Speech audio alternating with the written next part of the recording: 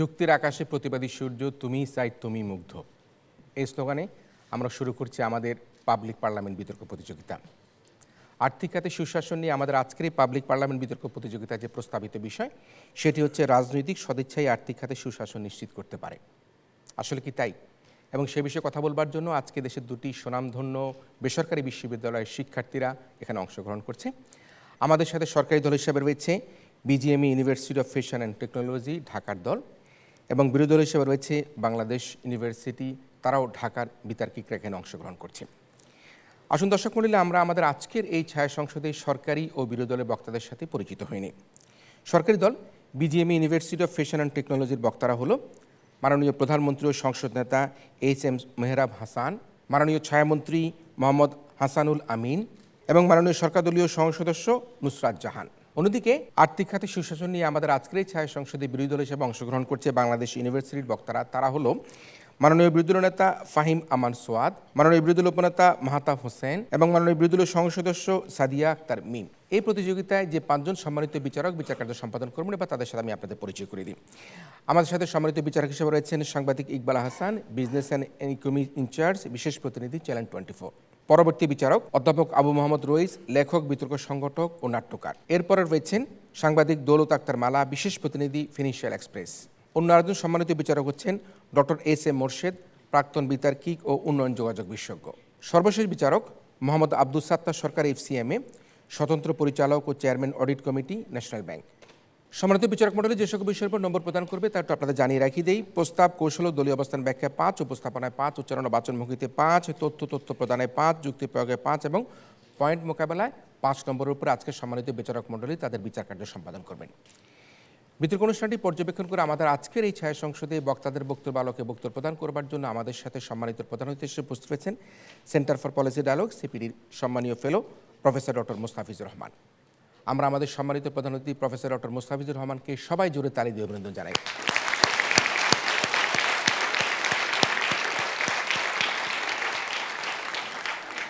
Professor doctor Mostafizur রহমানের বক্তব্য শুনবো আমরা আলোচনা শেষে।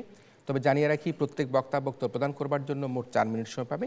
এক্ষেত্রে 3 মিনিটে সতর্ক সংকেত এবং 4 মিনিটে চূড়ান্ত সংকেত ধ্বনিত হবে।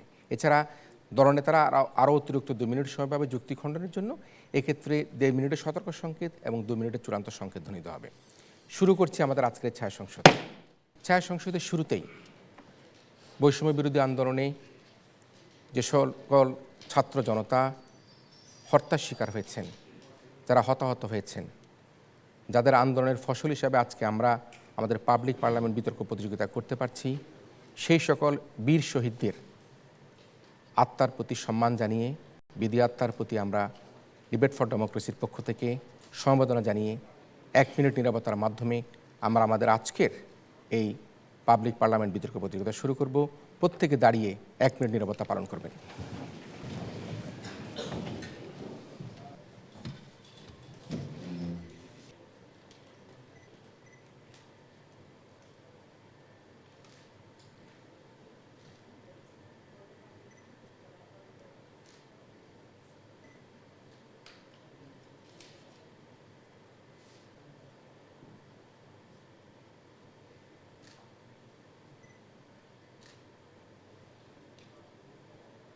ধন্যবাদ সবাইকে।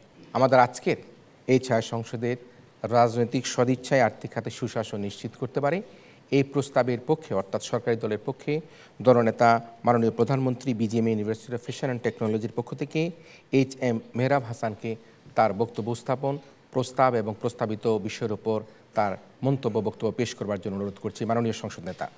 কত বিপ্লবী বন্ধুর রক্তে রাঙা, বন্দিশালা রশিকালো ভাঙা, তারা কি ফিরেবে আর সুপ্রভাতে? যত তরুণ অরুণ গেছে অস্তাচলে। স্মরণ করছি 2024-এর গণ অভ্যুত্থানে শহীদ আবু সাঈদ, শহীদ মুগ্ধ, সেলিম ভাই, ফায়াদ সহ সকল শহীদদের এবং ছাত্র সমাজকে, যারা এনে দিয়েছে আরেকটি নতুন স্বাধীন বাংলাদেশ। স্বাধীন বাংলাদেশ কথাটা বলার একটি বিশেষ কারণ হচ্ছে 1971 সালে রক্তক্ষয়ী মুক্তিযুদ্ধের পর আমরা দেখেছি কিভাবে আমরা 16 থেকে 20টি বছর একটা পরাধীনতার মধ্যে ছিলাম বাক স্বাধীনতা থেকে বঞ্চিত ছিলাম, অর্থনৈতিকভাবে একটা অস্থিতিশীল পরিবেশ, এবং আমরা ছিলাম না নিজেদের নিরাপত্তার একটি জায়গায়। এবং সেই জায়গায় আজকে আমরা আশা রাখি, এবং সেই জায়গা থেকে আজকে আমাদের প্রস্তাব রাজনৈতিক সদিচ্ছাই আর্থিক খাতে সুশাসনকে নিশ্চিত করতে পারে। সংজ্ঞায়নের দাবিদারে প্রথমেই রাজনৈতিক সদিচ্ছা হচ্ছে আমাদের সরকারের অন্তর্ভুক্ত রাজনৈতিক দলের আর্থিক খাতে সুশৃঙ্খলা ফিরিয়ে আনার দৃঢ় সংকল্প ও সমৃদ্ধিকরণ, যা দেশ ও জাতির অর্থনীতির উন্নতি সাধনে কাজ করবে। আমাদের আর্থিক খাতকে আমরা যেভাবে বোঝানোর চেষ্টা করছি সেটা হচ্ছে বীমা কোম্পানি, বিনিয়োগ ঘর, রিয়েল এস্টেট ইত্যাদি, যা জনগণের ও দেশের অর্থনৈতিক কাঠামো নিয়ে কাজ করে। এবং পরিশেষে সবচেয়ে গুরুত্বপূর্ণ বিষয় সুশাসন, যা হচ্ছে সমস্ত ধরনের অনিয়ম, দুর্নীতি, স্বৈরাচারিতা থেকে বিরত থেকে আইন ও নীতিমালার বাস্তবিক প্রয়োগ, যা আমরা বিশ্বাস করি রাজনৈতিক সদিচ্ছার মাধ্যমেই অর্থনৈতিক খাতে একটি সুনিশ্চিত ভবিষ্যৎ নিশ্চিত করা সম্ভব। এবং সেটা আমরা কেনই বলছি, কেনই আমরা রাজনৈতিক সদিচ্ছাকেই প্রধান নিয়ামক বলে বিবেচনা করছি, কারণ আমরা বিগত বছরগুলোতে দেখেছি নেতিবাচক সরকার, স্বৈরাচারিতা, দলীয় স্বার্থ, বাক স্বাধীনতা হরণ, যেখানে শুধুমাত্রই ছিল না রাজনৈতিক সদিচ্ছা, যার ফলে দেশের অর্থনীতির অবস্থা এত বেহাল দশায় দাঁড়িয়েছে। এবং সেটার যদি আপনাকে একটি পয়েন্ট বিশ্লেষণ করে দেখাই, অপর্যাপ্ত ব্যাংকিং তদারকি ও দুর্বল শাসন, যেখানে 2023 সালের ব্যাংকে আমরা দেখেছি 8.80% দুর্বল কাঠামো ব্যবস্থা। আমাদের খেলাফি ঋণে 2030 সালে ব্যাংকিং খাতে প্রায় 1.44 মিলিয়ন টাকা আমাদের আত্মসাৎ করা হয়েছে। আমাদের অর্থ পাচার এবং অনিয়ম দেখেছি, যেখানে দেখেছি যে গ্লোবাল ফাইন্যান্স এবং ইন্টিগ্রিটির প্রতিবেদনে বলা হয় যে বাংলাদেশ থেকে 2005 থেকে 2014 বছরে 7.5 বিলিয়ন মার্কিন ডলার অবৈধভাবে পাচার করা হয়েছে এবং বর্তমানে সেটা কয়েকশো মিলিয়নে ছাড়িয়েছে। এবং আমাদের আর্থিক অন্তর্ভুক্তির অভাব, প্রযুক্তিগত অবকাঠামোর দুর্বলতা, যার কারণে আমরা এখন আমাদের আর্থিক নিরাপত্তায় অনেক ভয় পাই। এবং সবশেষে অবৈধ মানি লন্ডারিং। আজকে দেবপ্রিয় ভট্টাচার্য, যিনি একজন সিপিডি ফেলো ছিলেন, বলেছেন যে আগামী নির্বাচনে যাতে হচ্ছে স্বাধীনতা বিরোধী এবং হচ্ছে ঋণ কর এবং ঋণ খেলাফি এবং দুর্নীতিবাজেরা যাতে অংশগ্রহণ না করতে পারে, এটি আজকে আমাদের ন্যায্য দাবি। ম্যাডাম স্পিকার, আজকে আমরা সরকারে কখনোই দেখিনি যে যোগ্য মানুষকে বসানো হয়েছে এবং সেটাই ছিল সদিচ্ছার অভাব। এবং আমি পরিশেষে এই ব্যাপারটাই বলে যেতে চাই যে আজকে বিরোধী দল থেকে এটা কখনোই প্রমাণ করা যাবে না যে গণপ্রজাতন্ত্রী বাংলাদেশে সরকারের ইচ্ছাধীন অথবা সরকারের সাথে হস্তক্ষেপ না করে জনপ্রশাসন অথবা জনগণ কোনো ধরনের কাজ করতে পারবে। সেখানে সকলের সম্মিলিত কাজ দরকার, কিন্তু প্রথমত দরকার আজকে আমাদের সরকারের সদিচ্ছা। সেই স্বচ্ছতার মাধ্যমেই আমরা আমাদের সুন্দর বাংলাদেশ, আগামীর বাক স্বাধীনতাপূর্ণ বাংলাদেশ নির্দেশ করব। ধন্যবাদ ম্যাডাম স্পিকার।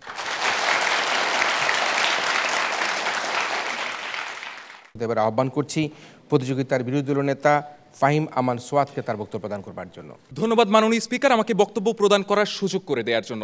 মাননীয় স্পিকার, আজকে প্রধানমন্ত্রী দ্বারা উত্থাপিত প্রস্তাবটি হচ্ছে রাজনৈতিক সদিচ্ছাই আর্থিক খাতে সুশাসন নিশ্চিত করতে পারে। মাননীয় স্পিকার, আমরা বোধহয় আজকের এই সংসদে যারা উপস্থিত আছি, আমার সামনে যত মেম্বার অফ পার্লামেন্টরা আছেন এবং যেখানে আমরা কথা বলছি, আমরা সবাই বোধহয় চাই সুশাসন নিশ্চিত হোক। মাননীয় স্পিকার, কিন্তু রাজনৈতিক সদিচ্ছাই আর্থিক খাতে যদি সুশাসন নিশ্চিত করতে পারে মাননীয় স্পিকার, তবে তিনি যে বিকল্প পন্থাগুলোর কথা বললেন, সেই বিকল্প পন্থাগুলোর উপর কি তিনি ভর করছেন?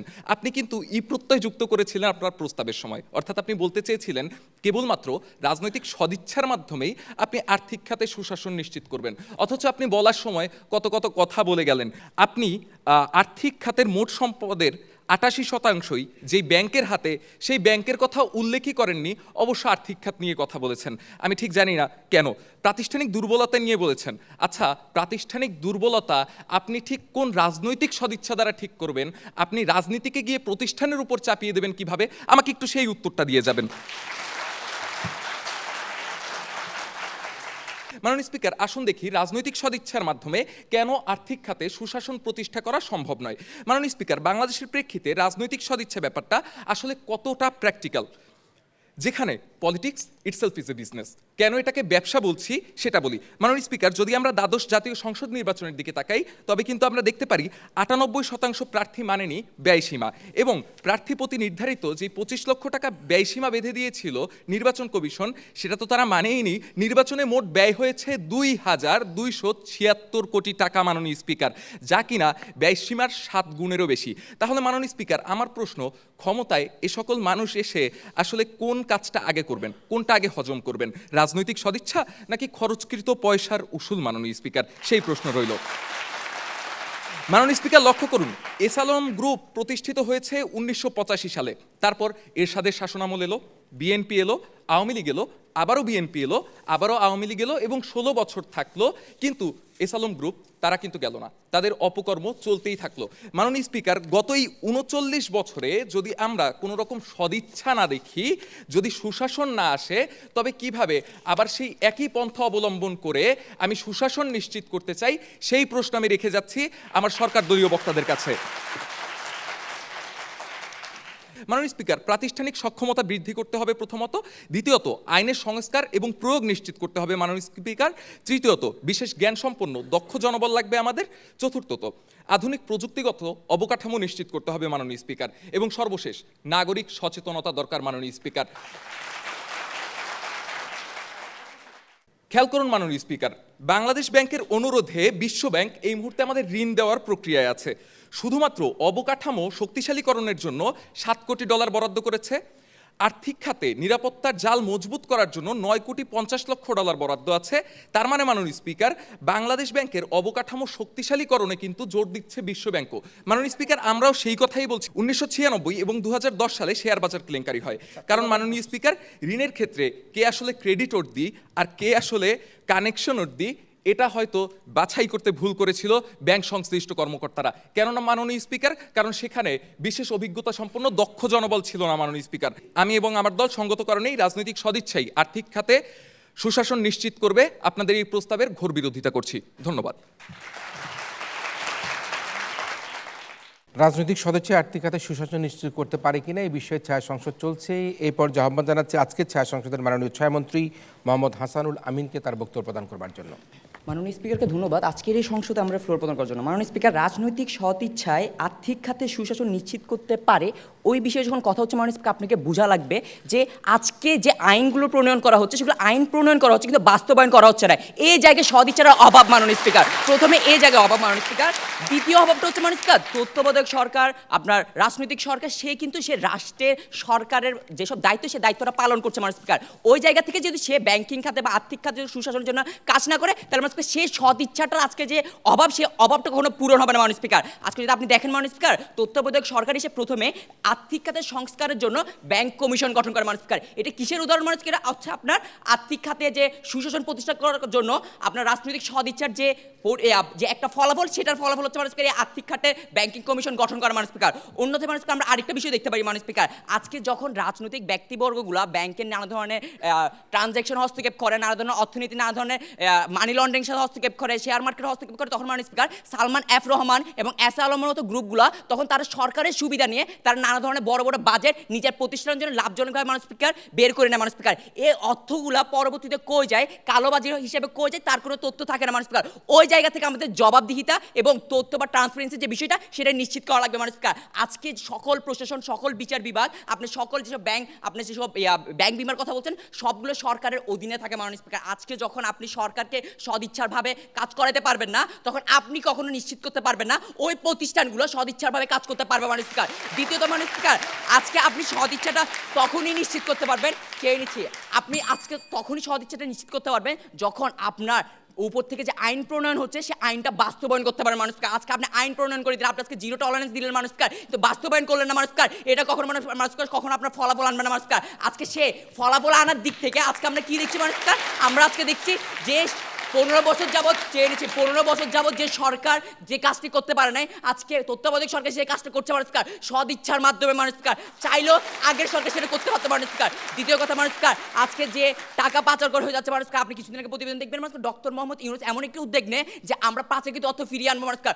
গত 15 বছর যাবৎ কি সেই সদিচ্ছার মাধ্যমে সে টাকাগুলো ফিরিয়ে আনতে পারেনি মানুষকার। দ্বিতীয় কথা মানুষকার, আজকে যদি আপনি আপনার জায়গা থেকে বলেন যে সরকারের সদিচ্ছা থাকা সত্ত্বেও প্রশাসনের সদিচ্ছা নাই মানুষকার, তার মানে আপনি নিজে স্বীকার করছেন যে সরকার সদিচ্ছা দেখলো, তারা আইন প্রণয়ন করছে, আইন ইমপ্লিমেন্ট করছে না মানুষকে। জনগণের আকাঙ্ক্ষা মূল্যায়ন করা মানুষকে, সেই জায়গা থেকে আপনি যখন চিন্তা করেন, আজকে আপনি জনগণের মাধ্যমে সরকার বিবেচনা হয়েছেন, কিন্তু পরবর্তীতে সে জনগণের টাকা আপনি ব্যাংক থেকে লুটপাট করে নিয়ে যাচ্ছেন মানুষকে। সেখান থেকে সে জনগণের যে প্রাপ্য, সে প্রাপ্যটা আপনি ইমপ্লিমেন্ট করছেন না মানুষকে। সেই জায়গা থেকে সদিচ্ছার অভাবটা রয়েছে মানুষকে। অর্থনীতি এখন যে অস্থিতিশীল সমস্যার মধ্যে রূপ দিয়েছে মানুষকে, সেই সমস্যাটাকে আমাদের সমাধান করা লাগবে মানুষকে। সেই জন্য কি দরকার মানুষকে?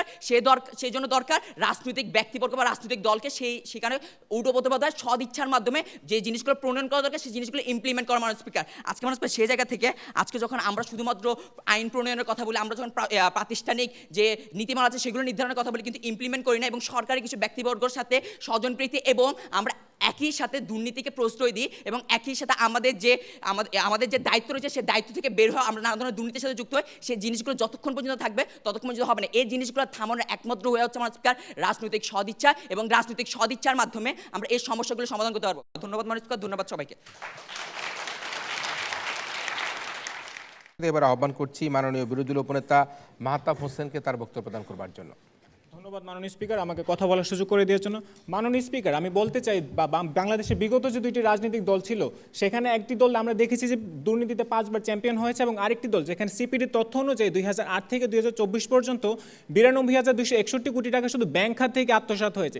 সেই জায়গায় দাঁড়িয়ে আমাদের সরকার দল কিভাবে রাজনৈতিক সদিচ্ছা ব্যবহার করে অর্থনৈতিক খাতে সদিচ্ছা সুশাসন নিশ্চিত করবে সেটি আমি জানি না। মাননীয় স্পিকার, আপনাদের রাজনৈতিক সদিচ্ছা তাহলে এই স্বাধীনতার পরে 50 বছর কোথায় ছিল সেই প্রশ্নটি রাখাই যায়। মাননীয় স্পিকার, আমাদের সরকার দল যে রাজনৈতিক সদিচ্ছার কথা বারবার আওলাচ্ছেন, যে আইনের শাসনের কথা বারবার আওলাচ্ছেন, সেই আইনের শাসন কি রাজনীতিবিদরা নিশ্চিত করবেন? আপনি কি আইনের শাসন একজন মন্ত্রী এমপির মাধ্যমে নিশ্চিত করবেন? সেটিও আমি জানতে চাই মাননীয় স্পিকার। আমাদের সরকার দল যে রাজনৈতিক সদিচ্ছার কথা বলে এসেছে সেটি বরাবরই ব্যর্থ এবং সামনেও তাই হওয়ার সম্ভাবনাই সবচেয়ে বেশি। মাননীয় স্পিকার, সেটি কেন তা আজকে আমরা প্রমাণ করে দিয়ে যাব। আমার দলীয় নেতা যে 5টি প্যারামিটার দেখিয়ে গিয়েছেন সেখানে এই মুহূর্তে এটি দ্রুততম এবং সাস্টেনেবল এবং কার্যকরী হওয়ার জন্য এই 5টি প্যারামিটারকে আমাদের বাস্তবায়ন করতে হবে। মাননীয় স্পিকার, আমি কথা বলবো মাননীয় স্পিকার অভিজ্ঞতা সম্পন্ন দক্ষ লোকবল এবং আধুনিক প্রযুক্তিগত অবকাঠামো নিয়ে। মাননীয় স্পিকার, আমাদের প্রধান অতিথি আমাদের সিপিডির সম্মানিত ফেলো মুস্তাফিজুর রহমান স্যার প্রথম আলোকে একবার বলেছিলেন, দক্ষতা, সুশাসন, জবাবদিহিতা এবং দুর্নীতি হ্রাস এইসব যদি নিশ্চিত করতে পারলে আর্থিক খাতে বিরূপ প্রভাব রোধ করা সম্ভব। তিনি একবারও বলেনি রাজনৈতিক সদিচ্ছার কথা এখানে, তিনি বলেছেন আমাদের দক্ষতা, সুশাসন এবং জবাবদিহিতার কথা। মাননীয় স্পিকার, এখন আমি যদি আর্থিক খাতে ব্যাংকের কথা বলি মাননীয় স্পিকার, এখানে অভিজ্ঞতার তো একটা সোনার হরিণ। মাননীয় স্পিকার, তারা রাজনৈতিক ইচ্ছাকে ব্যবহার করে করছে নিয়োগ বাণিজ্য। মাননীয় স্পিকার, সেক্ষেত্রে আমি যদি একটা ছোট্ট তথ্য দিই, আমাদের যে ঢাকা পোস্টের একটি প্রতিবেদনে বলেছিল 2021 সালে সিনিয়র অফিসার নিয়োগ পরীক্ষায় বাংলাদেশের 922টি সিনিয়র অফিসার পোস্টের বিপরীতে 153টি ব্ল্যাঙ্ক ওএমআর ইনভিলিগেটরের সিগনেচার সহ উদ্ধার করা হয়েছিল। সেখানে আপনি বলতেই পারবেন যে সেখানে তারা দলীয় লোককে নিয়োগ করেছিল এবং সেখানে নিয়োগ বাণিজ্য হয়েছিল। সেই অযোগ্য লোকগুলো যে সেখানে প্রবেশ করলো তারাই তো সেই দুর্নীতির অন্তরায় ছিল, তারাই তো দুর্নীতিকে প্রশ্রয় দিয়েছে। সেই দুর্নীতি থেকেই তো আপনার সুশাসনটা নষ্ট হয়েছে। আমার দলীয় নেতা সেটাই বলে গিয়েছেন যে প্রাতিষ্ঠানিক অবকাঠামোকে ঠিক করতে হবে, যদি সেটা ঠিক হয় তাহলে এই অযোগ্য লোকগুলো বন্ধ হবে এবং আমাদের সুশাসন নিশ্চিত হবে। তারপর যদি আমি মাননীয় স্পিকার বলি আমাদের গভর্নর নিয়োগের কথা, তারা বারবার বাংলাদেশ ব্যাংকের কথা বলছে, যেখানে গভর্নর নিয়োগে বাংলাদেশে কোনো সুনির্দিষ্ট রীতিনীতি নাই। কেন নাই সেটা আমি বলছি মাননীয় স্পিকার। প্রথম আলো তথ্য মোতাবেক গভর্নর নিয়োগে কোনো নীতিমালা নেই বাংলাদেশে, কিন্তু উন্নত রাষ্ট্রের নীতিমালা আছে মাননীয় স্পিকার, যেখানে কানাডার আইনে লেখা গভর্নরকে অবশ্যই আর্থিক বাজারে অর্থনীতি এবং আন্তর্জাতিক মুদ্রা ও অর্থ ব্যবস্থা নিয়ে পূর্ণাঙ্গ ধারণা থাকতে হবে এবং বিভিন্ন ধরনের অভিজ্ঞতা থাকতে হবে তার। কিন্তু বাংলাদেশ ব্যাংক, বাংলাদেশের মাধ্যমে যে গভর্নর নিয়োগ হয় সেখানে বাংলাদেশ ব্যাংক অর্ডার 1972-এর মাধ্যমে লেখা আছে যে সরকার গভর্নরকে নিয়োগ করবে। সেক্ষেত্রে আমরা দেখে এসেছি সরকার সবসময় তাদের দলের লোকেই সেখানে নিয়োগ দিয়ে এসেছে, যার মাধ্যমে দরবেশ খ্যাত সালমান এফ রহমানের 36,000 কোটি টাকা, সেখানে অ্যাসালমের মতো 400 কোটি টাকার মতো বড় বড় দুর্নীতিগুলো পার পেয়ে গেছে মাননীয় স্পিকার। এই ক্ষেত্রে আমাদের মনিটরিং সেলগুলো কোথায়? আপনারা ব্যাংক কমিশনের কথা বলছেন, বিগত 50 বছর আপনাদের ব্যাংক কমিশনের সদিচ্ছা কোথায় ছিল? আজকে হঠাৎ করে যখন সরকার পালিয়ে গেল আপনাদের ব্যাংক কমিশনার কোথেকে উঠে আসলো? আমি সেই প্রশ্নটি জানতে চাই। 10 বছর আগেও শুনেছি ব্যাংক কমিশনের কথা, আজকে আবার বললেন, 10 বছর পর হয়তো আবার এই জায়গায় দাঁড়িয়ে বলবেন যে আমরা ব্যাংক কমিশন গঠন করতে চাই, কিন্তু কবে গঠন করবেন সেটি আমাকে উত্তর দিয়ে যেমন দয়া করে। মাননীয় স্পিকার, সঙ্গত কারণে আমি এবং আমার দল এই প্রস্তাবটির বিপক্ষে ঘোর বিরোধিতা করছি মাননীয় স্পিকার, এবং আজকে যদি এই প্রস্তাবটি গৃহীত হয় মাননীয় স্পিকার, আমাদের দেশের জন্য, আমাদের অর্থনৈতিক খাতের জন্য যে ঝুঁকিটি রয়েছে সেটি আরও বৃদ্ধি পাবে বলে আমি মনে করছি মাননীয় স্পিকার। ধন্যবাদ সবাইকে। ধন্যবাদ মাননীয় স্পিকার। আজকের এই ছায়া সংসদে আহ্বান করছি মাননীয় সরকার দলীয় সদস্য নুসরাত জাহানকে তার বক্তব্য প্রদান করবার জন্য। ধন্যবাদ মাননীয় স্পিকার, আজকে আমাকে এই মহান ছায়া সংসদে বক্তব্য রাখার সুযোগ দেওয়ার জন্য। মাননীয় স্পিকার, যদি আমি আজকে বিরোধী দলের প্রথম এবং দ্বিতীয় বক্তার বক্তব্যকে যদি সংক্ষেপে বলতে চাই, তাহলে তারা রাজনৈতিক দলের ওপর বিশ্বাস হারিয়েছেন এবং তারা বিশ্বাস করছেন দক্ষ নাগরিক এবং সচেতন নাগরিক দিয়ে আইন শৃঙ্খলা বজায় রেখে এবং প্রাতিষ্ঠানিক স্বচ্ছতা আমাদেরকে সাস্টেনেবল একটি পথ দেখাবে মাননীয় স্পিকার। কিন্তু সেটা যে প্রকৃতপক্ষে বাস্তবায়ন হবে তার আপনি কোনো উদাহরণ কি দেখে দিতে পেরেছেন মাননীয় স্পিকার? তারা এখন অবধি পারেনি। কেন পারেনি? কারণ মাননীয় স্পিকার, প্রাতিষ্ঠানিক যে স্বচ্ছতা তাদের লাগবে, আচ্ছা, রাজনৈতিক যে দল আমাদের পরবর্তীতে সরকার গঠন করবে সেটা আপনাদের বলে যাওয়া দক্ষ এবং সচেতন নাগরিকতা তাদেরকে নির্বাচন করবে, তাই না মাননীয় স্পিকার? তার মানে কি আপনারা কি নিজেদের দেশের নাগরিকের উপর থেকে বিজয় হারিয়েছেন? না মাননীয় স্পিকার, আমরা হারাইনি। বাংলাদেশের নাগরিক এখন জানে তাদের কোনটা প্রয়োজন, তারা জানে কিভাবে করে নিজের অধিকার আদায় করে নিতে হয় বলে আজকে হয়তোবা আমরা বাক স্বাধীনতার কারণে এখানে বলতে পারছি যে ঠিক আছে আমাদের আর্থিক খাতে ক্যান্সার পরিণত হয়েছে। আমার আইন যখন ঠিকমতো প্রয়োগ হবে না, শুধু প্রণয়ন দিয়ে যাব, আইন বিভাগ আইন দিয়ে গেল, কিন্তু যখন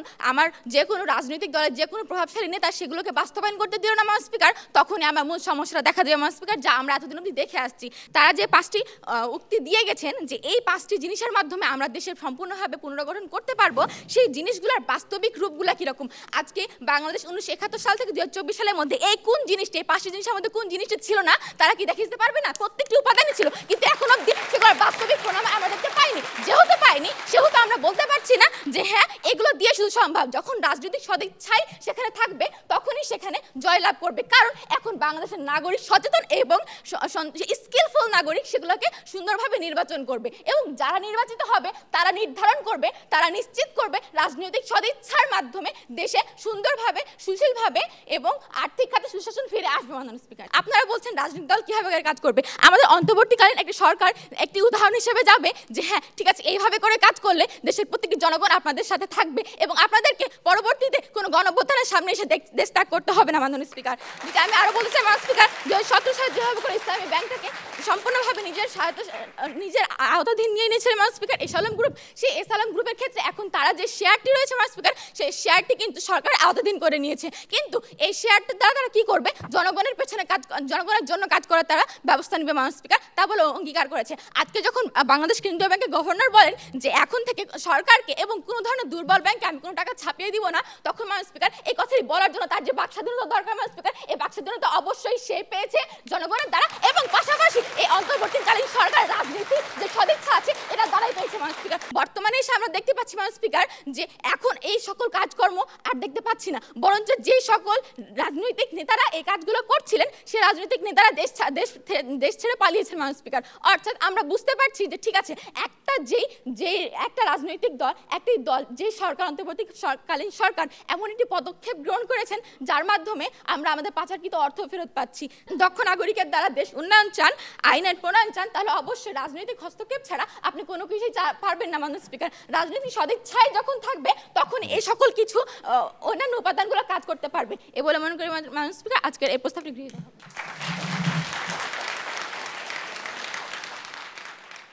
এই পর্যায়ে বক্তব্য রাখতে আহ্বান জানাচ্ছি মাননীয় বিরোধী দলীয় সদস্য সাদিয়া আক্তার মিমকে। ধন্যবাদ মাননীয় স্পিকার আমাকে এই সংসদে কিছু বক্তব্য প্রদান দেওয়ার জন্য। মাননীয় স্পিকার, আজকের এই মহান সংসদে যে প্রস্তাবটি উত্থাপন করা হয়েছে সেই প্রস্তাবটি আমি এবং আমার দল খুবই সঙ্গত কারণে বিরোধিতা করছি। মাননীয় স্পিকার, এবার আসি সরকার দলীয় সংসদ সদস্যের কাছে। তিনি রাজনৈতিক দলের কথা বললেন, রাজনৈতিক স্কিলের কথা বললেন, আবার রাজনৈতিক খাতকে, আর্থিক খাতকে সুশাসন রোল মডেল হিসেবে দাঁড় করেন অন্তর্বর্তীকালীন সরকারকে। মাননীয় স্পিকার, অন্তর্বর্তীকালীন কি কোনো রাজনৈতিক দলের কোনো এজেন্ডা হিসেবে কাজ করছে? মাননীয় স্পিকার, অন্তর্বর্তীকালীন সরকার কিন্তু নিরপেক্ষ হিসেবে এখানে কাজ করছেন। তারা যে এত রাজনৈতিক দলের স্কিলের কথা বললেন, রাজনৈতিক সদিচ্ছার কথা বললেন, তাহলে কেন তারা একটা এক্সাম্পল দেখিয়ে যেতে পারলেন না যেখানে কিনা রাজনৈতিক সদিচ্ছা সঠিকভাবে অর্থনৈতিক খাতে সুশাসন প্রতিষ্ঠা করেছে? মাননীয় স্পিকার, রাজনৈতিক সদিচ্ছা শব্দটি খুবই সুন্দর, চমৎকার লাগে শুনতে, কিন্তু বাস্তবে এটার কোনো প্রয়োগ নেই। মাননীয় স্পিকার, বাস্তবে যখন আমি রাজনৈতিক সদিচ্ছার কথা চিন্তা করি এটা একটি বিভীষিকা ছাড়া আর কিছু নয়। মাননীয় স্পিকার, এই যে সকল ধরনের অপরাধ বা দুর্নীতি থেকে রাজনৈতিক সদিচ্ছা বা কুইচ্ছার মোড়কে জড়ানো হয় সেটাই আর্থিক খাতে সুশাসন আসবার প্রধান অন্তরায়। মাননীয় স্পিকার, আজকে আর্থিক খাতে সুশাসন নিশ্চিত আপনি, আমরা সবাই চাই মাননীয় স্পিকার, কিন্তু এখানে সমস্যাটা হচ্ছে যে পন্থাই সরকার দল চাইছে সেখানেই রয়েছে শুভঙ্করের ফাঁকি। মাননীয় স্পিকার, আসুন আমরা দেখে আসি এই শুভঙ্করের ফাঁকিগুলো কোথায়। মাননীয় স্পিকার, আজকে সরকার দল বারবার রাজনৈতিক সদিচ্ছার কথাই বলেছেন, যে সদিচ্ছার গল্প শুনিয়ে আমাদের বাংলাদেশের অর্থনীতিকে পঙ্গু করে দেওয়া হয়েছে। মাননীয় স্পিকার, এর ফিরিস্তি শোনাতে গেলে আজকে বিতর্কের সময় শেষ হয়ে যাবে, কিন্তু এই ফিরিস্তির পাঠ শেষ হবে না। মাননীয় স্পিকার, এবার আসুন কিছু তথ্য উপাত্ত দেখে আসি। দ্য ডেইলি স্টারের প্রতিবেদন 2024 3 জুলাই একটি প্রতিবেদন এসেছে এমন যে আমাদের সাবেক সড়ক পরিবহন ও সেতুমন্ত্রী ওবায়দুল কাদের বলেছেন খেলা হবে দুর্নীতির বিরুদ্ধে, লুটপাটের বিরুদ্ধে, অথচ তিনি তার প্রধানমন্ত্রীর দুর্নীতির বিরুদ্ধে খেলতে পারলেন না। মাননীয় স্পিকার, মাননীয় স্পিকার, আমরা বলতে পারি আমাদের দেশে একজন বিলিয়নিয়ার আছে এবং সেই বিলিয়নিয়ার রূপপুর বিদ্যুৎ কেন্দ্র থেকে লুট করেছেন 59,000 কোটি টাকা। মাননীয় স্পিকার, এবং আরও একটি মজার বিষয়, এই বিলিয়নিয়ারই বলেছেন রাজনীতিতে জিরো টলারেন্স। মাননীয় স্পিকার, এবং ওবায়দুল কাদের আরও একটি কথা বলেছেন যে এই দেশকে দুর্নীতি মুক্ত করতে হবে এবং শেখ হাসিনার অঙ্গীকারকে রক্ষা করতেই হবে। শেখ হাসিনার অঙ্গীকার এমনভাবেই রক্ষা করেছেন মাননীয় স্পিকার, যেখানে কিনা ভূমিমন্ত্রী যুক্তরাজ্যে পাচার করেছেন 2700 কোটি টাকা, সালমান এফ রহমান, অতএব দরবেশের কথা বলছি মাননীয় স্পিকার, যিনি 36,000 কোটি টাকা পাচার করেছেন, এবং শিক্ষামন্ত্রী দীপমণি শিক্ষার নীতির মুখোশে নিয়েছেন 900 কোটি টাকার সম্পদ। মাননীয় স্পিকার, এই যদি হয় রাজনৈতিক সদিচ্ছার প্রতিফলন, তাহলে কিভাবে এই দেশে আমরা অর্থনৈতিক খাতকে এই রাজনৈতিক সদিচ্ছার মাধ্যমে সুশাসন নিশ্চিত করতে পারবো। মাননীয় স্পিকার, তাই এই সংসদে যেন প্রধানমন্ত্রীর উত্থাপনের প্রস্তাবটি কোনোভাবে গৃহীত না হয় এবং আমাদের দেশকে আরও 100 বছর অর্থনীতিতে পিছিয়ে দেওয়া না হয়, সেই দাবি জানিয়ে আমি আমার বক্তব্য শেষ করছি। মাননীয় স্পিকার, ধন্যবাদ।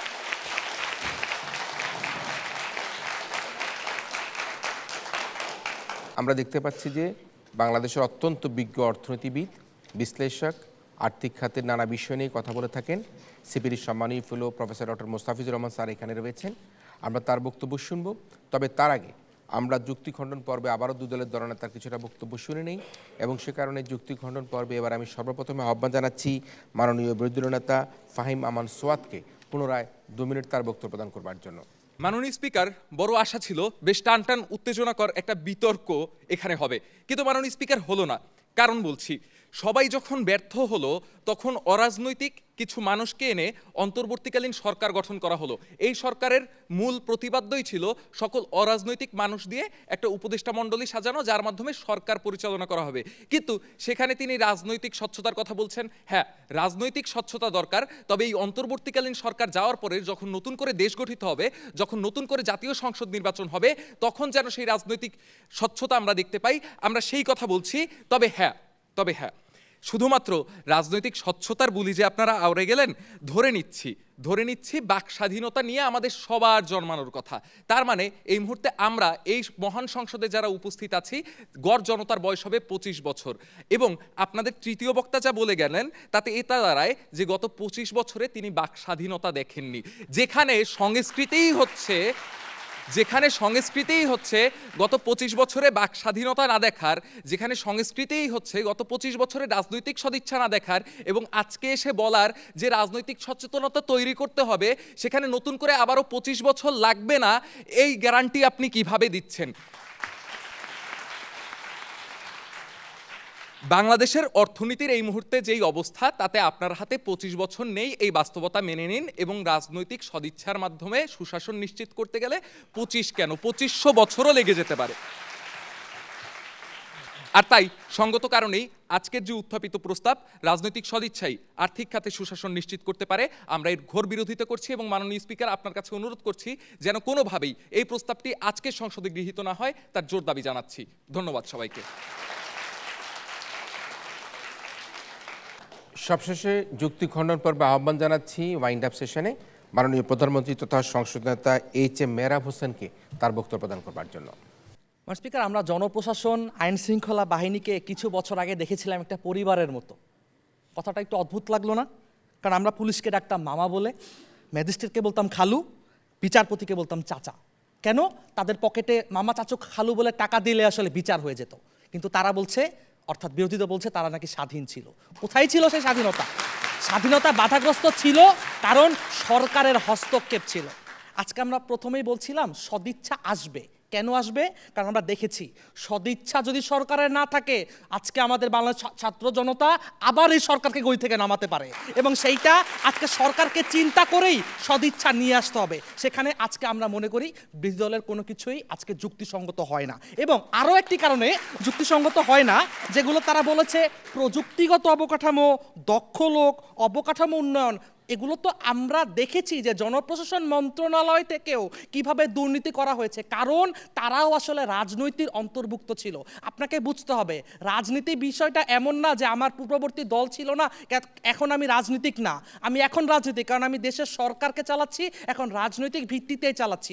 প্রশ্ন করেছিলাম ডক্টর ইউনূসকে, যেখানে বিরোধী দল তাকে স্বচ্ছ এবং স্বৈরাচার বলেন নাই। এইটাই আসলে আজকের বাস্তবিক প্রেক্ষাপটের প্রমাণ যে এইরকম লোকই আসলে আমরা সরকারের জায়গায় দেখতে চাই, রাজনৈতিক জায়গায় দেখতে চাই, এবং তারাই আসলে রাজনৈতিক স্বচ্ছতা নিয়ে আসবে। এবং স্বচ্ছতা যদি নিয়ে আসে, আজকে তারা যে 5টা দাবি করেছে, এই 5টা না, আমরা তো 6টা দাবি করেছিলাম যেটা সমগ্র বাংলাদেশকে রিপ্রেজেন্ট করে। আমরা ইনশাল্লাহ সেইটাকেই মোকাবেলা করতে পারবো। পরিশেষে আবারও বক্তব্য এবং প্রস্তাবের জোর দাবি জানিয়ে, আজকে গৃহীত দাবি জানিয়ে আজকে সংসদে আমি বক্তব্য শেষ করছি। ধন্যবাদ।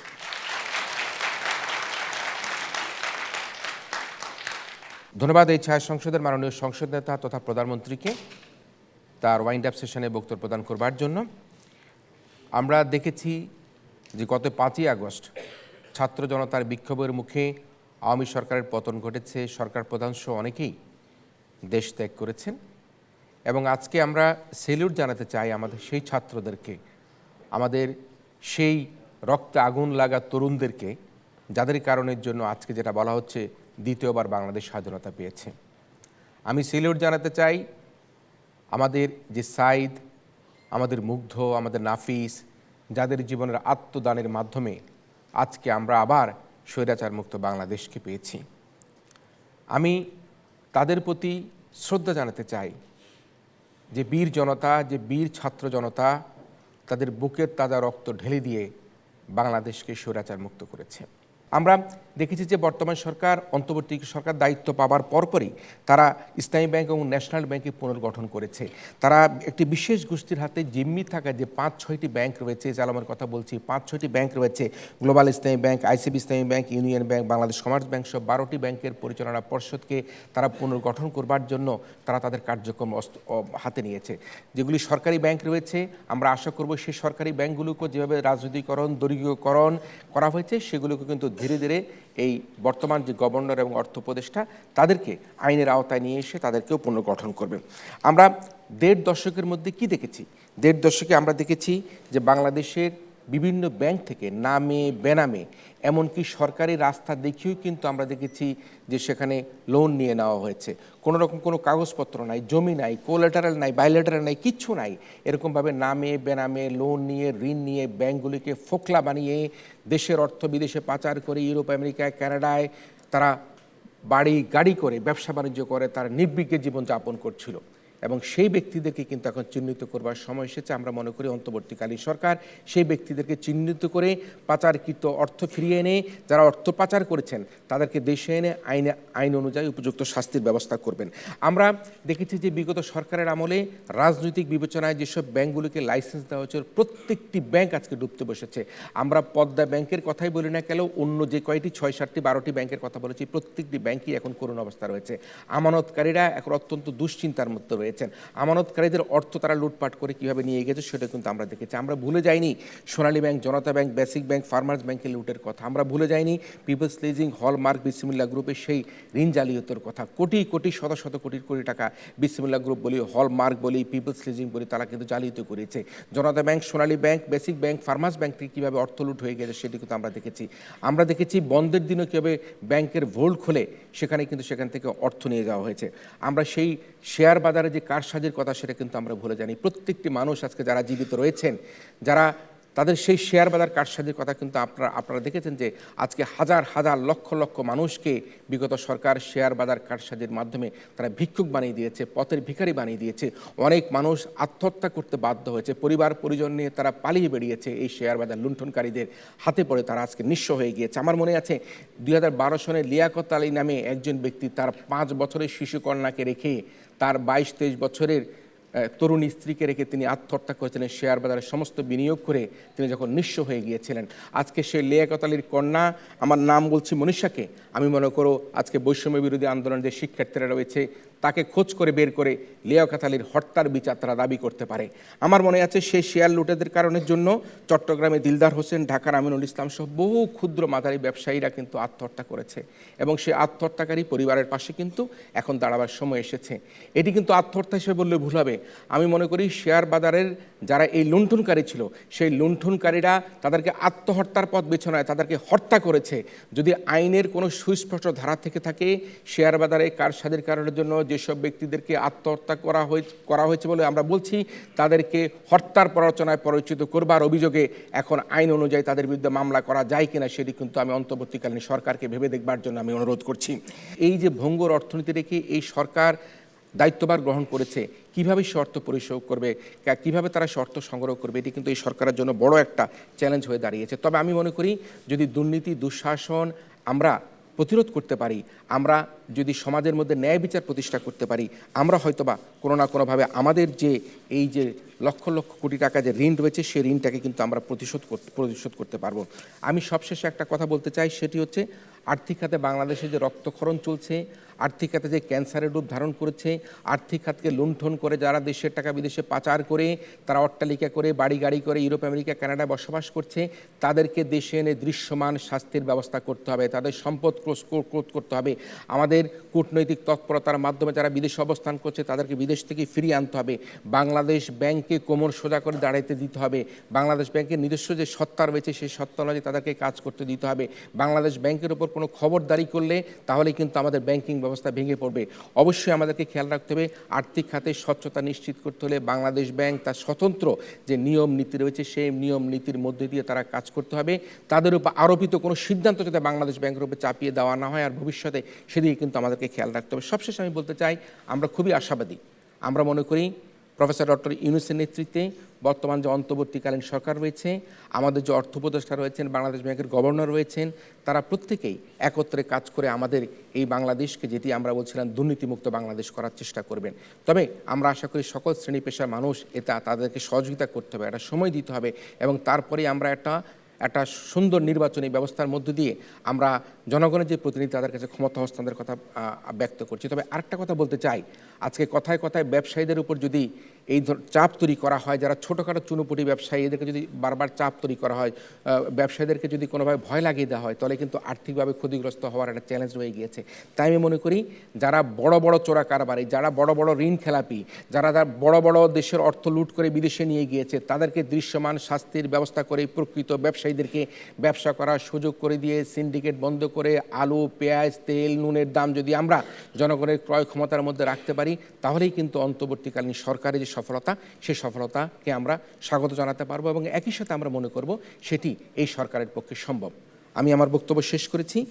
আমি এবারে আহ্বান জানাচ্ছি আমাদের আজকের এই অনুষ্ঠানের সম্মানিত প্রধান অতিথি, আপনারা প্রত্যেকে তাকে চেনেন, অত্যন্ত নির্মোহ ব্যক্তিত্ব, সিপিডির সম্মানীয় ফেলো, আমার সরাসরি শিক্ষক, আমার স্যার, আমি যার কাছ থেকে ক্লাস করেছি, আমার বন্ধু আছে যার কাছ থেকে ক্লাস করেছে, আমার সম্মানিত শিক্ষক প্রফেসর ডক্টর মোস্তাফিজুর রহমানকে এবারে আজকের এই আর্থিক খাতের সুশাসন নিশ্চিত করতে এই আয়োজনে তার প্রধান অতিথি হিসেবে বক্তব্য প্রদান করবার জন্য আহ্বান জানাচ্ছি। ছাত্র জনতার বৈষম্য বিরোধী আন্দোলনের সাথে আজকের যে আমাদের বিষয়বস্তু বিতর্কের, এটার একটা কিন্তু প্রত্যক্ষ একটা সম্পর্ক আছে। বৈষম্য, এই বৈষম্যটা আসে কোথা থেকে?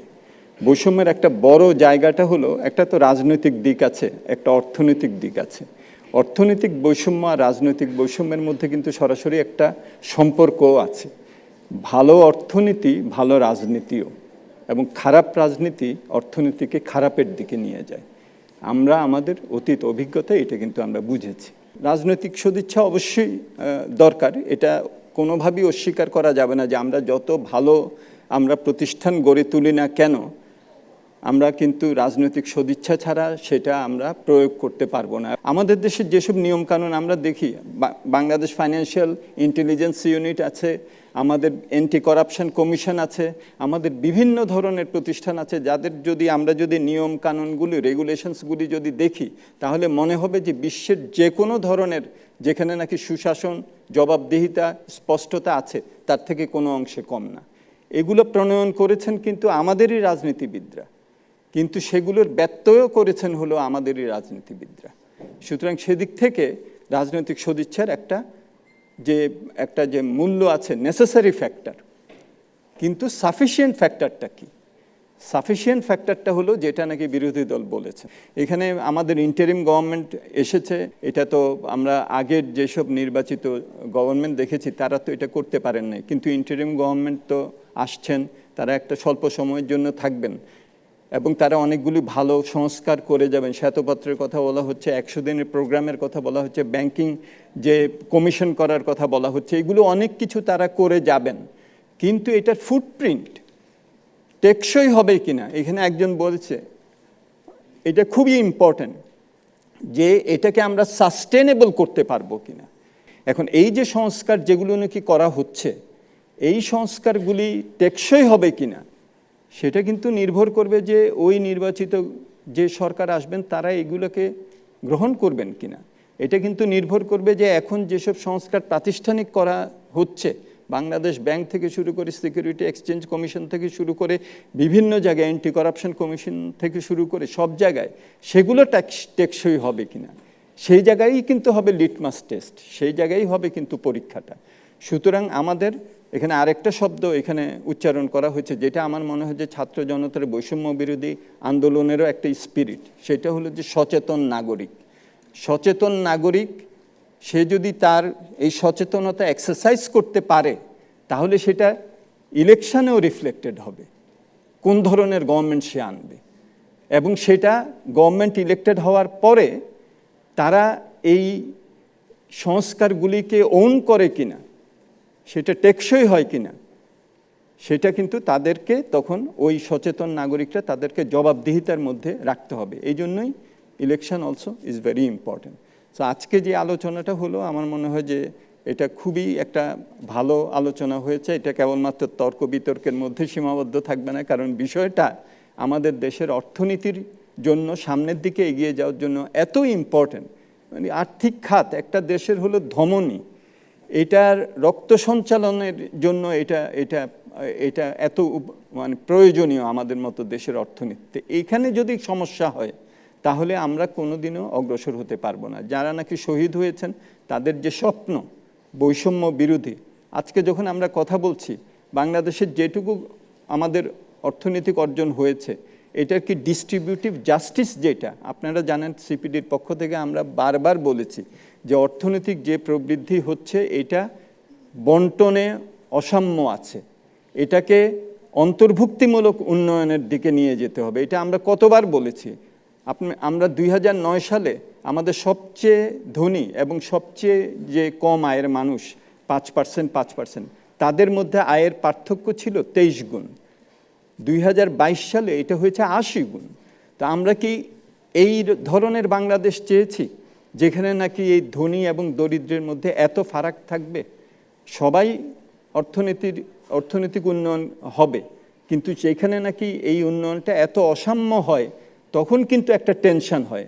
আমরা কিন্তু বলেছিলাম যে এই যে একটা বৈষম্যমূলক যেটা অর্থনৈতিক প্রবৃদ্ধি হচ্ছে, এটা একটা টাইম বোম, এবং এই টাইম বোম আমরা যদি সহ্য করি নতুন প্রজন্ম এটা সহ্য করবে না, সেটাই প্রমাণিত হলো।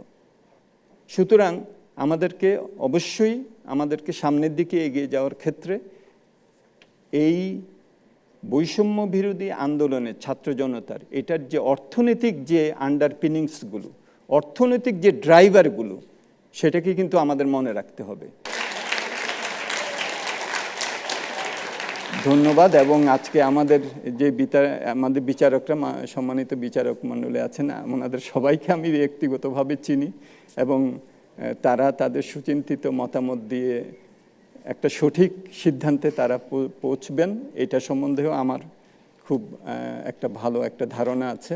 তো সেটা শোনার জন্য আমি আপনাদের সাথে, বিতার্কিকদের সাথে, অভিভাবকদের সাথে আমি অপেক্ষা করব। ধন্যবাদ।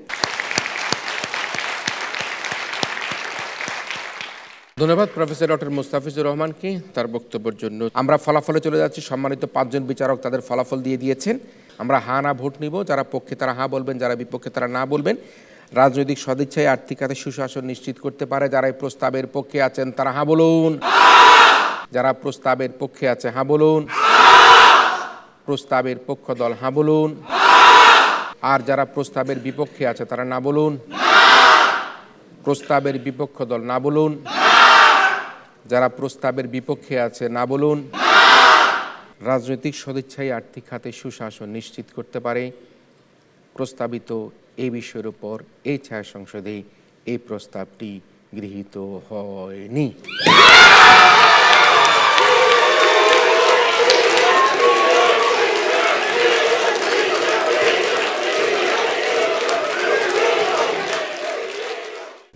আমাদের এই প্রতিযোগিতায় আমরা সাধারণত শ্রেষ্ঠ বক্তা নির্বাচন করি না, কিন্তু আমি অত্যন্ত মুগ্ধ হয়েছি আজকে সরকারি দলের মাননীয় প্রধানমন্ত্রী সংসদ নেতা AHM মেহরাব হাসানের বক্তব্যের জন্য। তাকে জোরে তালি দিতে চাই।